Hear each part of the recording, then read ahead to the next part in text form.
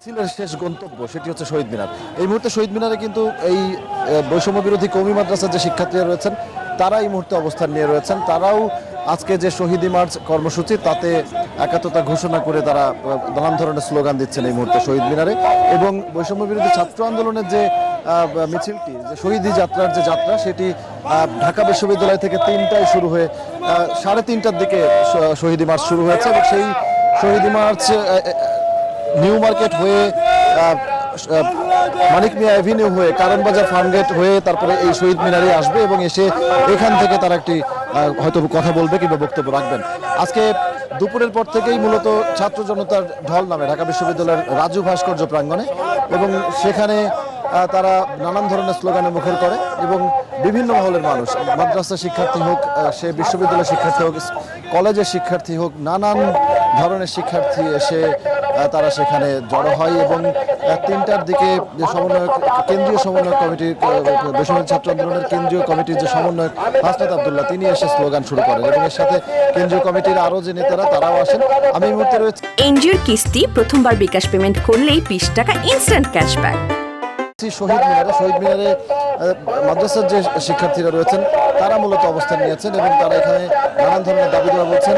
যারা নিখোঁজ রয়েছেন এখনও তাদেরকে খুঁজে বের করার কথা বলছেন, যারা আহত হয়েছেন, যারা নিহত হয়েছেন তাদের পরিবারকে সহায়তার কথা বলছেন এবং বিশেষ করে যে স্বৈরাচার সরকারের পতন হয়েছে সেই স্বৈরাচার সরকারের বিরুদ্ধে যে তদন্ত এই মুহূর্তে প্রক্রিয়াধীন চলমান রয়েছে, দুদকের তদন্ত বলা হোক কিংবা আইনের যে তদন্ত রয়েছে বিভিন্ন সংস্থার, সেই তদন্তগুলো যেন সুচারুভাবে করা হয় এবং কোনোভাবেই যেন অপরাধীরা, এই জুলাই হত্যাকাণ্ডের সাথে জড়িত যে অপরাধীরা রয়েছেন তারা যেন কোনোভাবে পার না পায়। বিশেষ করে বিদায়ী সরকারের যিনি সরকার প্রধান ছিলেন শেখ হাসিনা, যিনি 5 আগস্ট ছাত্র জনতার আন্দোলনের শেষ পর্যায়ে এসে যে জয়ের মুহূর্তে পালিয়ে যেতে বাধ্য হয়েছেন, সেই স্বৈর শাসকের বিচার দাবি করেছেন এই শিক্ষার্থীরা।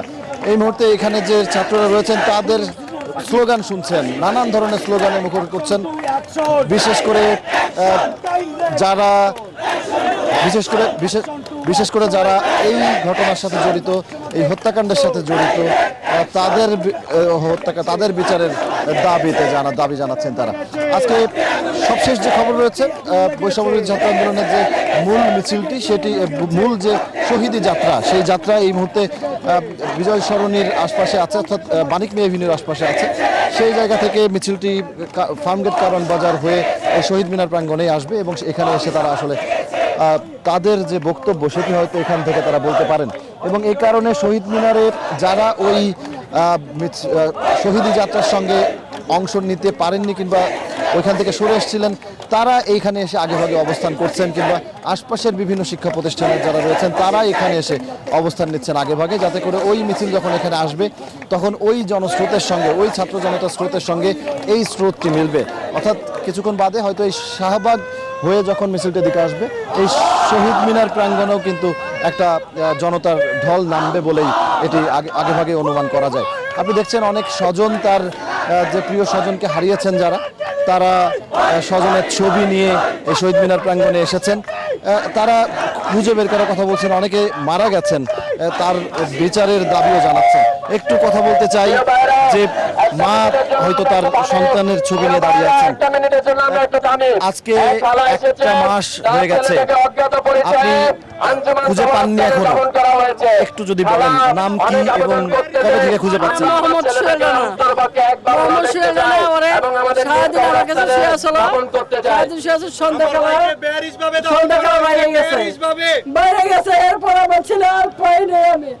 আমার ছেলে আমি লাস্ট পাইনি, আমার ছেলে লাস্ট,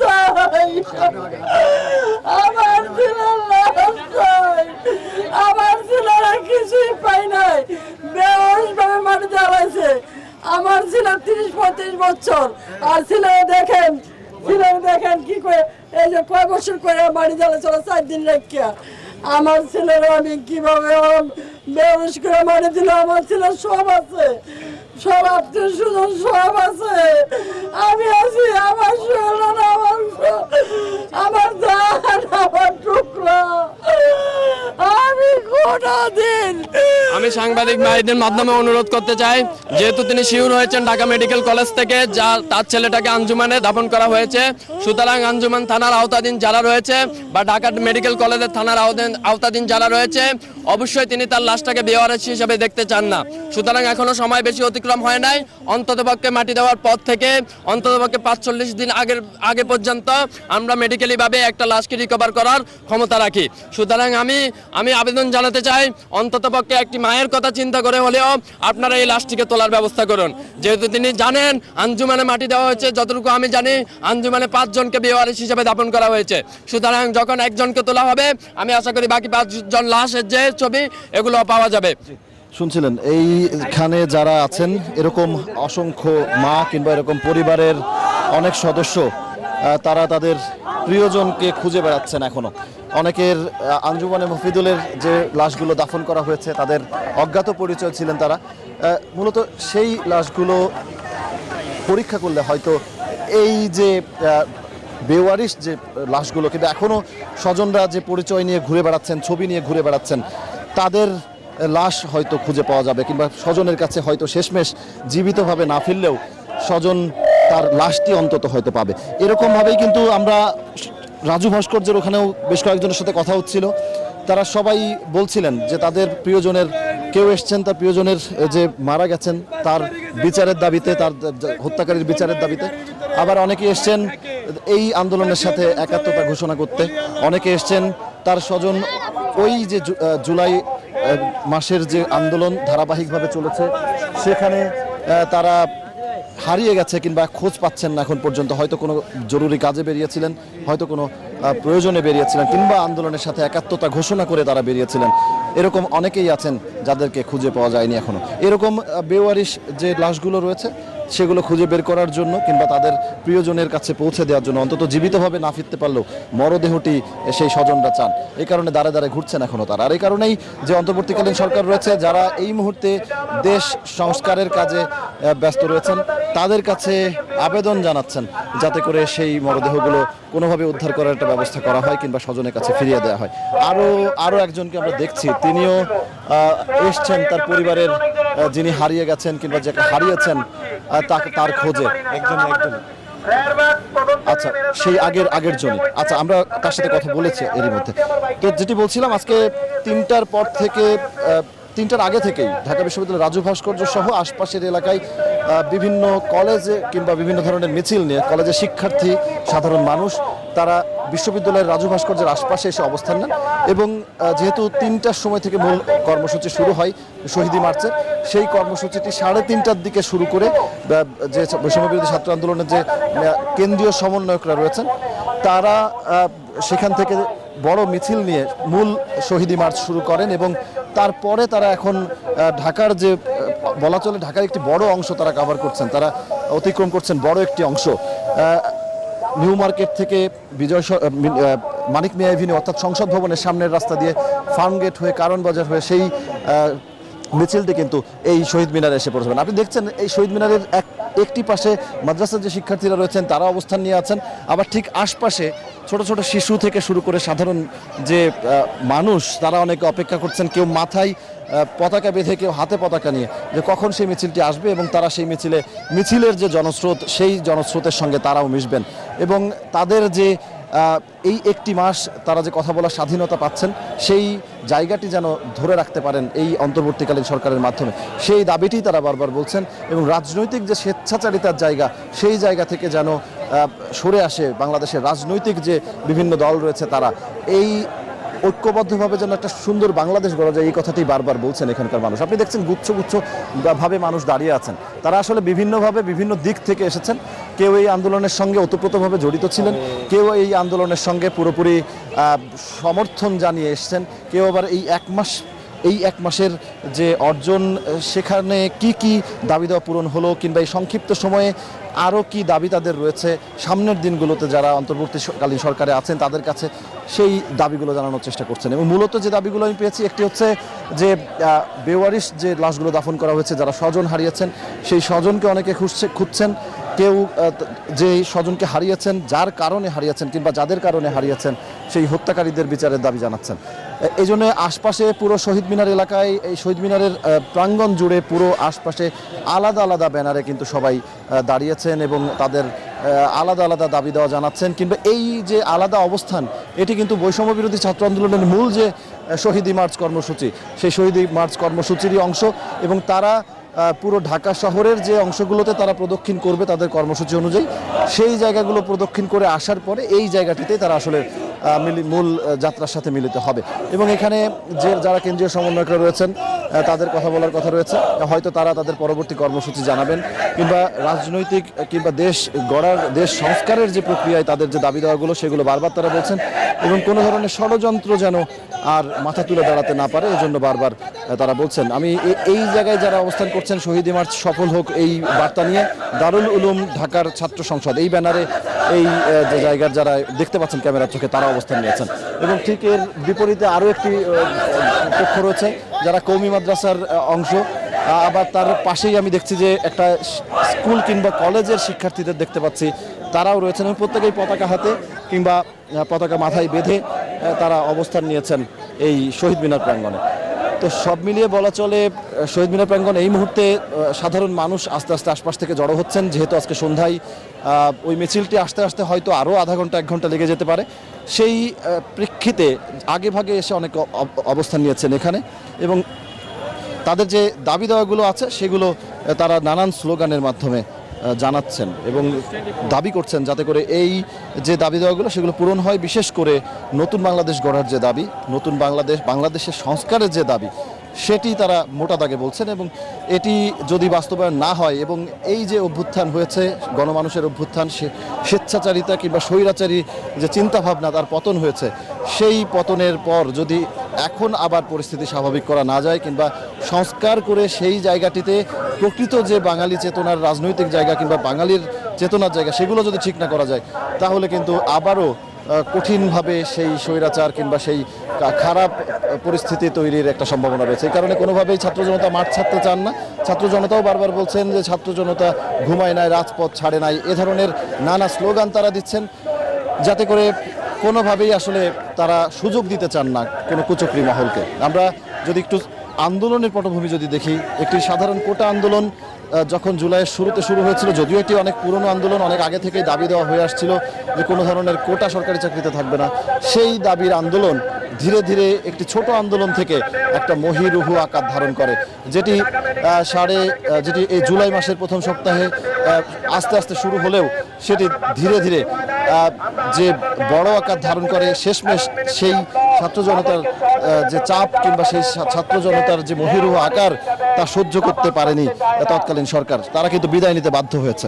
তো সব মিলিয়ে বলা চলে যে এই যে উত্থান, এই উত্থানের পর সব থেকে গুরুত্বপূর্ণ হচ্ছে রাষ্ট্রের সংস্কার এবং সেই সংস্কারের দাবিতেই যে আন্দোলন হয়েছে। যদি এই সংস্কার ঠিক মতো না হয় কিংবা এই সংস্কার যদি ভুল পথে চলে, তাহলে কিন্তু এই ছাত্র জনতা এক চুলো ছাড় দেবে না, এমনটি তারা বলছেন যে তাদের যে দাবি দেওয়াগুলো সেটি পূরণ করতেই হবে। আমি একটু এখানে যারা আছেন তাদের সাথে কথা বলি। ভাই, একটু আপনার সাথে কথা বলি।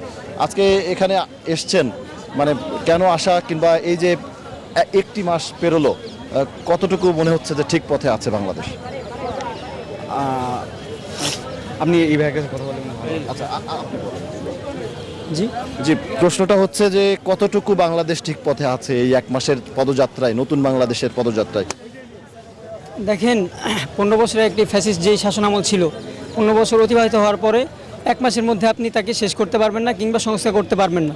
আপনি যদি সংস্কার করতে চান, তাহলে আপনাকে ব্যক্তি থেকে শুরু করে সমাজ এবং আপনার পুরো রাষ্ট্র ব্যবস্থায় সেই সংস্কারটা আনতে হবে। সেই সংস্কার আনার জন্য আমরা যারা দেশবাসী আছি সকলকে এগিয়ে আসতে হবে। আমাদের 1 মাস পূর্ণ হয়েছে এবং আমাদের অনেক ছাত্র ভাই আছে, অনেক বিশ্ববিদ্যালয়ের বড় ভাইয়েরা আছেন যারা কিনা মারা গেছে, আমাদের অনেক মাদ্রাসা পড়া ছাত্র ভাইরাও মারা গেছে। আমরা তাদের প্রতি শ্রদ্ধা জানাই এবং তারা তো শহীদ হয়েছেন, কিন্তু অনেকে আছে আহত পড়ে আছে, অনেকে শহীদ হওয়ার কারণে পারিবারিক সমস্যা দেখা দিয়েছে এবং আমাদের এই সমস্যাগুলো খুঁজে খুঁজে বের করে তাদের পাশে দাঁড়াতে হবে। কেননা পুরো বাংলাদেশ জাতি যেভাবে নেমেছিল তারাও সেভাবে নেমেছে, কিন্তু তারা ভাগ্যক্রমে গুলি খেয়েছে, কেউ নিহত হয়েছে। এর ফলে তাদের পরিবারে একটি সমস্যা দেখা দিয়েছে। আমরা চাই সেই সমস্যাগুলো সমাধান করা হোক এবং বর্তমানে বন্যা পরিস্থিতি সৃষ্টিকারী ভারতের বিরুদ্ধে আমাদের যে আগ্রাসন চলছে বা ভারত বাংলাদেশের বিরুদ্ধে যে আগ্রাসন চালাচ্ছে সেই আগ্রাসনের বিরুদ্ধে আমাদের পুরো বাংলাদেশ জাতিকে একত্রে নামতে হবে। আপনাদের সঙ্গে একটু কথা বলি, আর কে কথা বলবেন? জি, আপনি এই আন্দোলনের সঙ্গে শুরু থেকেই হয়তো ছিলেন, কিংবা নিজের মানসিকভাবে, শারীরিকভাবে না থাকলেও অনেক সময় মানসিকভাবে ছিলেন। তো কি মনে হয়েছে সেই আন্দোলনের যে চেতনা ছিল বাংলাদেশে এই মুহূর্তে সেই জায়গাটি আছে কিনা, কিংবা সেদিকে আমরা এগোতে পারলাম কিনা? আমি 7 তারিখে শাটডাউনের সময় বৃহস্পতিবারে আমি বের হয়েছিলাম বাসা থেকে সকাল 7:30টায়। আমাদের যাত্রাবাড়ি রারবাগে আমি অবস্থান নিয়েছিলাম ছাত্রদের সাথে এরকম হুজুরদের সাথে। তো এক পর্যায়ে আসার পর আমরা মিছিল নিতে নিতে আমরা যাত্রাবাড়ি গিয়েছিলাম। তো এক পর্যায়ে আমাদের যেসব ধাওয়া দিয়েছে পুলিশ, সবাই চিপা চাপে দিয়ে এলোপাতারে দৌড় দিয়েছে। জি, একটু সংক্ষেপে, জি আমি শেষ করতে হবে। তো এই ছিল মোটামুটি এই মুহূর্তে শহীদ মিনার থেকে শুনছিলেন অবস্থা। সহকর্মী জুবায়ের সানি শাহবাগ এলাকায় রয়েছেন, তার কাছে জানবো। এখনো মিছিল হয়তো তার পর্যন্ত এসে পৌঁছায়নি, তারপরেও সবশেষ কি তথ্য সেখানেও নিশ্চয়ই ছাত্র জনতার অবস্থান আছে। সানি, অতিক্রম করছে। আমরা যদি একটু দেখাতে চাই যে মিছিলের অগ্রভাগ সেটি কিন্তু এখন বাংলা মোটর ঠিক ফুট ওভারব্রিজের নিচে রয়েছে, এবং এই মিছিলটি শুরু হয়েছিল ঢাকা বিশ্ববিদ্যালয়ের টিএসসি চত্বর, যেটি আমরা রাজু ভাস্কর্য থেকে বলি, সেই রাজু ভাস্কর্য থেকে শুরু হয়ে এটি নীলক্ষেত থেকে শুরু হয়ে ধানমন্ডি সংসদ ভবন এলাকা ঘুরে এরপরে ফার্মগেট কারণ বাজার হয়ে সেটি কিন্তু আবার শহীদ মিনারে গিয়ে শেষ হবে। এবং এই শহীদ মার্চের যেটি উদ্দেশ্য যেটি বলা হচ্ছে, গত 5ই আগস্ট, যেটিকে অনেকে বলে থাকেন, ছাত্র জনতা বলেন 36শে জুলাই, যেদিন বৈষম্য বিরোধী যে ছাত্র আন্দোলন শুরু হয়েছিল কোটা সংস্কারের উদ্দেশ্যে, সেটি পরবর্তীতে সরকার পতনের আন্দোলন এবং স্বৈরাচার পতনের আন্দোলনে রূপ নেয়, এবং সেদিন সেই বিজয় এসেছিল। কিন্তু এই যে পথচলা, যে আন্দোলন, যে সংগ্রাম, সেই পথচলায় কিন্তু অনেকে শহীদ হয়েছেন, ছাত্র জনতা অনেকে আহত হয়েছেন, যারা এখনও হাসপাতালে চিকিৎসা নিচ্ছেন। তাদেরকে স্মরণ করতেই আজকের এই যে মিছিলটি, যে তারা যেটিকে বলছেন শহীদি মার্চ, সেটি কিন্তু আয়োজন করা হয়েছিল। এবং সেখানে আমরা দেখেছি যে বিপুল সংখ্যক সাধারণ মানুষ এবং ছাত্র জনতা তারা কিন্তু আজকের এই যে শহীদি মার্চে অংশ নিয়েছেন। যেমনটি আমরা দেখেছিলাম গত 5ই আগস্টে, যেদিন ঢাকা মার্চ কর্মসূচি ছিল, সেদিন কিন্তু সরকারের পতন ঘটে, গত শেখ হাসিনা সরকারের পতনের দিন। সেদিনও কিন্তু এভাবে রাস্তায় নেমে এসেছিল হাজারো মানুষ, লাখো মানুষ। ঠিক তেমনিভাবে আজকের এই শহীদি মার্চে কিন্তু আমরা বিপুল জনসমাগম দেখেছি। বিভিন্ন